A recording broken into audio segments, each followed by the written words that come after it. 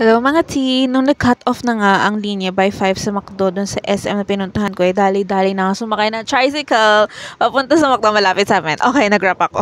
Kasi nga, merong sale ngayon sa McDo, I mean kahapon, na 25 pesos na lang yung isang burger. Basta may ER dun sa name mo. And so, syempre, gusto-gusto ko yung mga ganitong pa-promo. I know, gagastos naman tayo. Pero well, ang swerte natin dahil meron tayong nakuhang ayuda ni SD. Char! Galing po yan sa last pay ko. Anyway, so ito na nga. I got it na and natawa ako kasi nakalimutan ko. Ni-reverse ko pala ito yung video.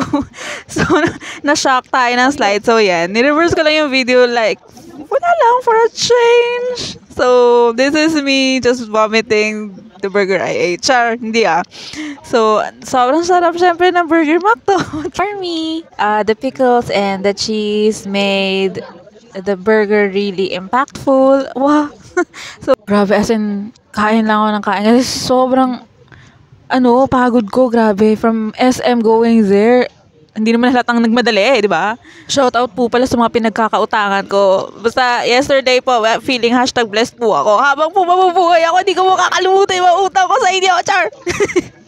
Wala po talaga akong bala kainin yung apple pie kasi bala ko siyang kainin sa bahay together with my family.